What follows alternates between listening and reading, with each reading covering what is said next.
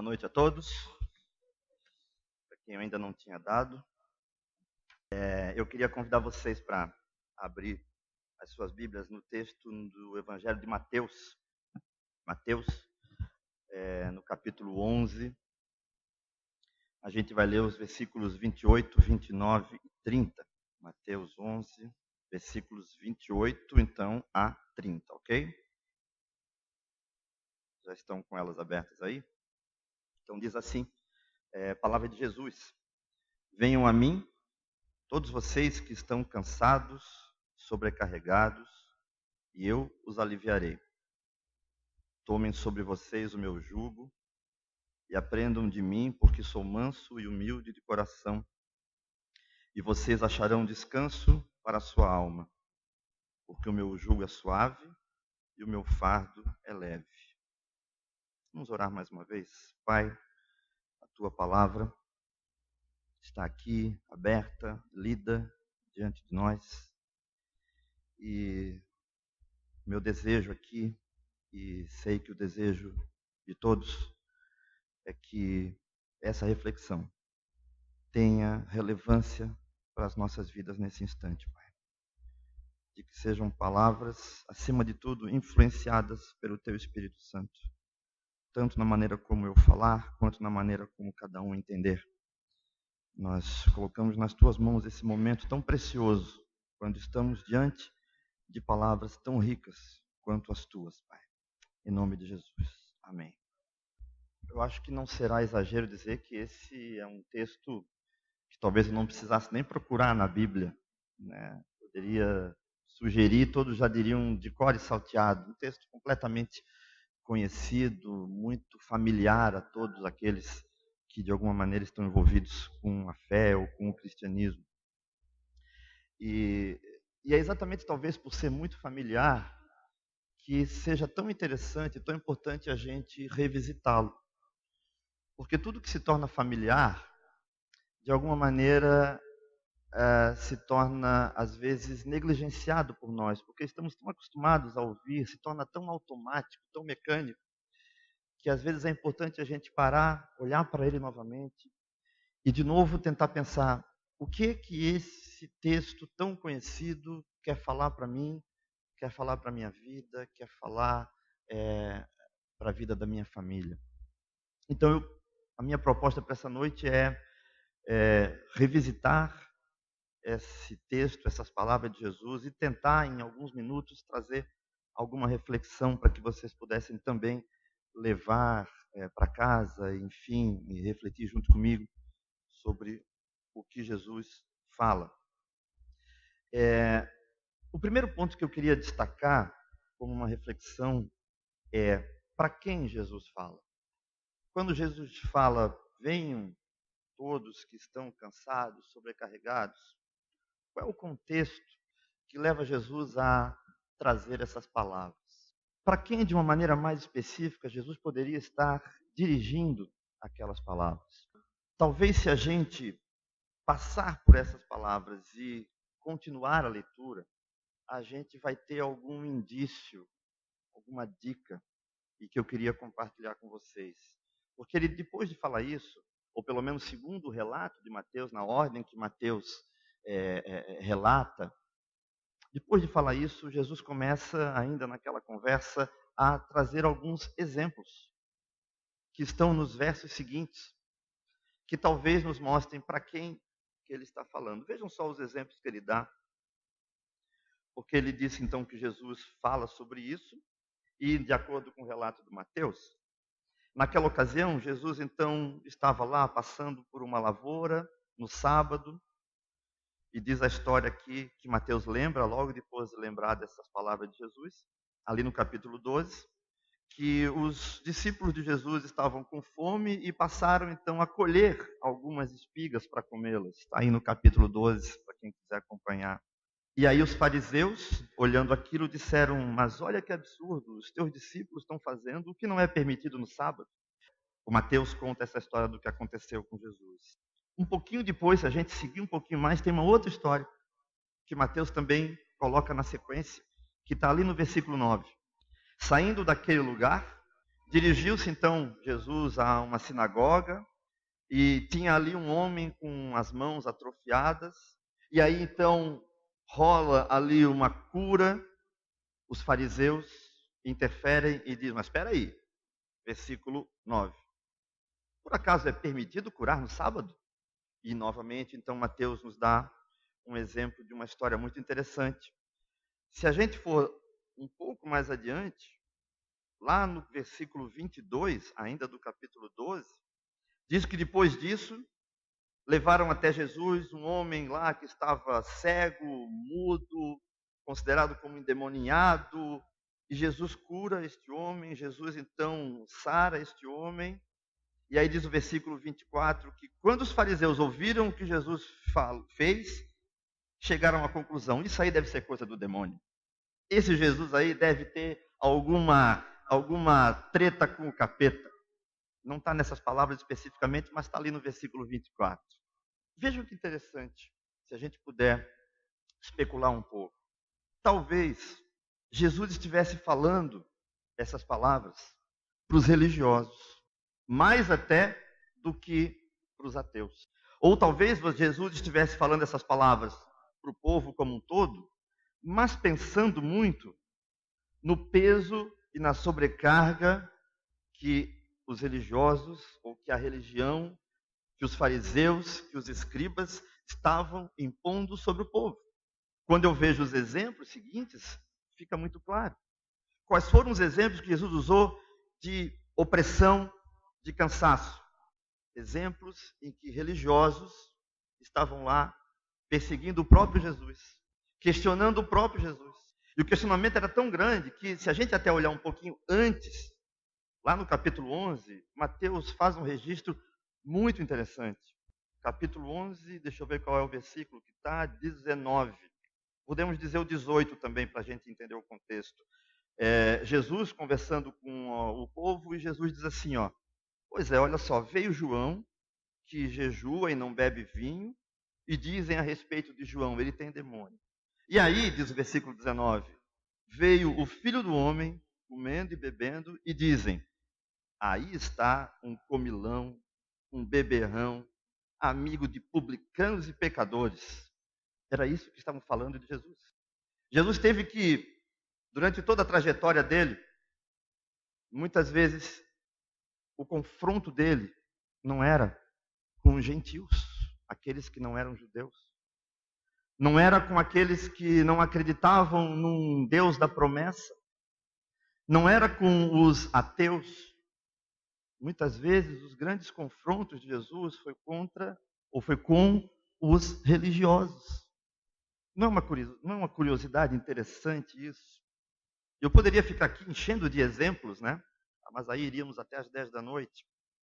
E eu queria então trazer como esse o contexto em que Jesus fala: venham a mim todos os que estão cansados e sobrecarregados. A lei foi dada por Deus como forma de ajudar um povo, de dar um norte para aquele povo. A lei tinha um aspecto extremamente importante, tanto no Antigo Testamento quanto no Novo. Mas o que aconteceu é que as tradições orais, que foram colocando mais e mais e mais pequenos detalhes a respeito das leis, tradições orais seguidas pelos fariseus, pelos escribas, estavam começando a ir além, muito além das exigências, e se tornavam cada vez mais uma carga pesada para aquele povo. Uma carga pesada para as pessoas que queriam seguir a Deus. E o grande problema foi quando, a partir de um determinado momento, a lei foi entendida como meio de salvação. Porque o meio de salvação, Jesus estava dizendo o tempo inteiro, era Ele. Era a relação com Ele.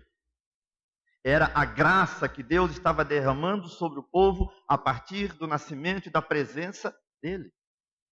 E aqui ele dá o exemplo do sábado. O sábado surge como um auxílio, um descanso para as pessoas descansarem. E se transformou, perdeu o seu sentido original, e o sábado passou a ser alguma coisa pesada. Que nem dar comida para um faminto poderia ser dado. E quantas vezes Jesus fez o bem, curou, confrontou, E alguém dizia a Jesus: não faça isso, hoje é sábado. Porque a lei, a regra, passou a ser mais valiosa do que a graça, do que a necessidade de um pobre, do que a necessidade de um faminto, do que a necessidade daqueles discípulos que colheram cereais, mas era sábado. Ou daquele homem que precisava ser curado naquele instante, mas era sábado. Jesus então dá uma nova maneira de olhar para a fé. Jesus não dizia para ele: espere, venha, volte aqui na segunda-feira, meu amigo, porque hoje é sábado. Jesus fazia. Por quê? Ele dizia, e se vocês lerem em casa, quem sabe, o capítulo 11, 12, ele vai dizer: eu sou o Senhor do sábado. Não é o sábado que é o meu Senhor. Eu sou o Senhor do sábado. Mas vejam que interessante isso, porque não é à toa, e aí diz o versículo 14 do capítulo 12, que com tudo isso, Jesus então, fazendo essa leitura, ou resgatando essa leitura da graça, quais foram as consequências naturais disso? Versículo 14. Então, os fariseus saíram e começaram a conspirar sobre como poderiam matar Jesus. Quem começou a conspirar sobre matar Jesus? Os ateus? Os religiosos. Os que andavam com a palavra de Deus debaixo do braço. Os que frequentavam as sinagogas. Os que tentavam seguir meticulosamente todas as regras e todas as prescrições religiosas. Os fariseus começaram a conspirar sobre como poderiam matar Jesus. E aí tinha um outro grupo muito interessante de religiosos, e a gente vai descobri-los lá no versículo 38 do capítulo 12. Quem estiver por aí vai me acompanhando. Capítulo 12, versículo 38, surge um outro grupo interessante que o Mateus também registra, e o Mateus lembra. Diz assim: alguns dos fariseus e mestres da lei disseram para Jesus: mestre, queremos ver um sinal miraculoso feito por ti. Mestre, nós queremos ver milagre. Você está aí falando, você está aí fazendo coisas, você está até desobedecendo a lei do sábado. Nós queremos ver milagres. Eu arriscaria dizer que aqui já foi inaugurado algo que se estendeu durante muitos anos, está aqui pelas nossas ruas, que é o cristianismo do espetáculo. Os religiosos querendo milagres, curas, coisas maravilhosas. Aí assim eles acreditarão em Jesus. Aí assim eles acreditarão em Deus. Já naquela época já tinha essa demanda. Já tinha esse pedido. Os religiosos dizendo: queremos ver milagres. Jesus entrava na deles? Não, Jesus fazia milagre quando queria. Não era para provar nada. Inclusive, essa foi a tentação que ele recebeu, inclusive no próprio monte, quando o evangelista registra o próprio diabo dizendo: Jesus, se tu és Deus, então te joga daí. Transforma aqui essas pedras em pães, faz aí uns milagrezinhos aí, faz um espetáculo aí para a gente sacar. Jesus falou: não entro nessa. E aí voltamos então para essa palavra principal de Jesus dentro desse contexto, em que o que Jesus está nos dizendo aqui? Vocês, está dizendo para aquele povo, vocês que estão cansados e sobrecarregados pela própria religião, venham a mim, porque eu lhes darei descanso. Eu não lhes encherei de mais culpas que vocês já têm. Eu não vou colocar sobre vocês mais pesos e mais pesos e mais pesos que vocês já naturalmente vão ter. Sabe o que eu vou fazer? Eu dou descanso. Eu alivio a carga, a mente, o peso. Eu não faço o que muitas vezes as religiões fazem, de colocar mais pesos sobre vocês. Estão cansados? Estão oprimidos? Uma outra tradução. Estão sobrecarregados por todo esse contexto que Mateus está nos mostrando. Tomem sobre vocês o meu jugo. O jugo era uma peça que se colocava para que o jumento pudesse puxar a carroça, não sei qual era o nome do que. Ou seja, era um instrumento de acoplar, de ligar. E quando eu vejo Jesus dizendo, vocês tomem sobre vós o meu jugo, o que eu estou entendendo Jesus nos dizer é, liguem-se, conecte-se comigo. E olha que bonito que ele fala sobre essa conexão. Sabe por quê? O que vai acontecer quando vocês se conectarem comigo? Quando vocês fizerem um clique comigo? Vocês aprenderão de mim. Tomem sobre vocês o meu jugo e aprendam de mim. Aprendam. Aprender o quê? Aprender a odiar os diferentes? Aprender preconceitos? Aprender a mandar os outros para o inferno porque não acreditam na mesma coisa que nós? Espera aí, deixa eu olhar direitinho. Não. Aprendam de mim porque sou manso e humilde do coração. Aprendam de mim porque sou manso. Aprendam mansidão.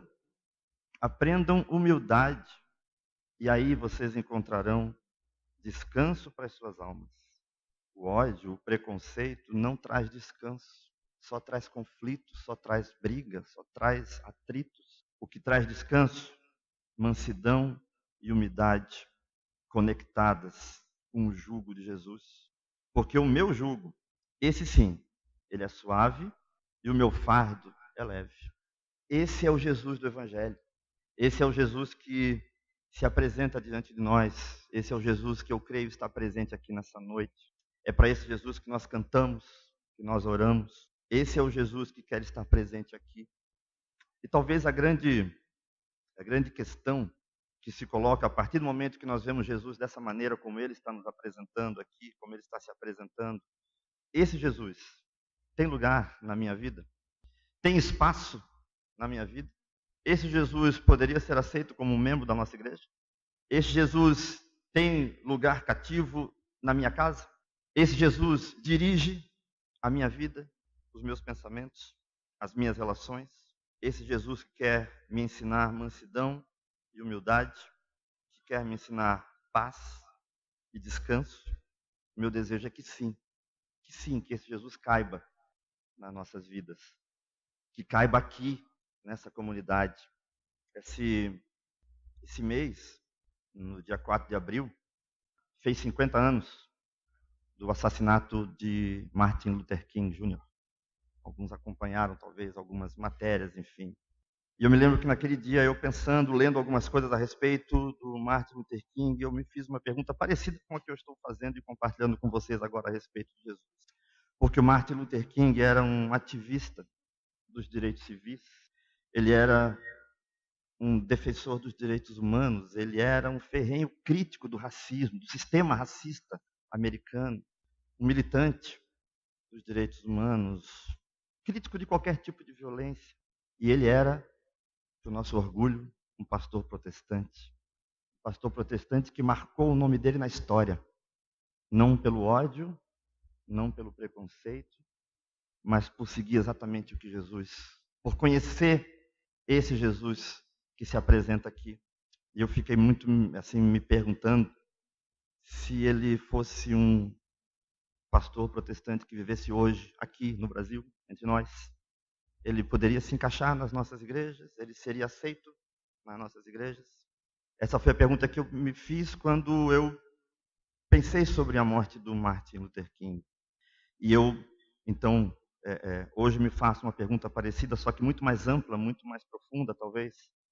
O Jesus que quer conviver comigo e com você, é esse Jesus que te faz esse convite. Esse convite que é muito mais do que um convite à religiosidade. É muito mais do que um convite a frequentar uma igreja. É muito mais do que um convite a cantar, ou cantar no coral, tocar violão. É um convite muito, mas muito mais rico e mais profundo, que é o convite de se conectar com Ele. Acoplem o meu jugo em vocês. Venham a mim, todos os que estão cansados, sobrecarregados. Pode ser pela religiosidade, pode ser pelo seu cansaço profissional, pode ser pelos dilemas que você vive nas suas famílias. Não sei quais são aqui os cansaços que a gente tem. E ele diz: venham, porque eu lhes darei descanso. Venham e aprendam de mim o que eu quero ensinar a vocês. A minha oração é que a gente possa se conectar cada vez mais com esse Jesus, que é o Jesus da graça, que é o Jesus, como o pastor Joel orou alguns minutos atrás, que é o Jesus que não olha para os nossos pecados apenas de um jeito de nos condenar. É um Jesus que conhece as nossas falhas, que conhece as nossas limitações, que sabe dos nossos erros, que conhece tudo, que sonda tudo. Mas, acima de tudo, é um Jesus que derrama graça. Até porque, se não fosse assim, quem de nós hoje poderia estar aqui? A começar por mim aqui. Como é que eu poderia falar alguma coisa, trazer alguma mensagem, se não fosse pela graça? Os que me conhecem bem de perto sabem melhor disso do que os que me conhecem mais de longe. E poderíamos falar isso sobre qualquer um de nós. Se não fosse a graça, isso aqui não teria nenhum sentido. Seria vazio. Porque seria apenas uma religiosidade.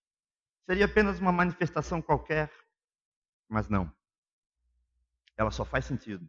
E ela pode fazer muito sentido. Porque nós estamos acoplados pela graça nesse jugo que nos dá descanso para as nossas almas, porque é leve, porque é suave, e nos chama para as mudanças, e nos chama para nos confrontar, mas não através do peso, mas sim através da graça. Vamos orar, vamos falar com Deus mais uma vez. Pai, obrigado porque esse Jesus que Mateus nos apresenta, esse Jesus que se apresenta para aquele povo naquele instante, que é o Jesus que sofreu consequências por causa da sua postura, perseguido pelos próprios religiosos, perseguido por aqueles para os quais ele veio, mas que não entenderam a sua proposta de graça, de amor, acima do peso do legalismo da lei. Derrama sobre nós aqui, ó Pai, sobre mim e sobre cada pessoa presente aqui, essa tua graça. E faz-nos, Senhor Deus, viver a nossa vida na igreja, a nossa vida pessoal, a nossa vida familiar, debaixo dessas palavras, estando debaixo, acoplados, conectados com o teu jugo, que é o único jugo que pode nos dar direção, caminho, sentido. Em nome de Jesus é que a gente ora. Pai, amém.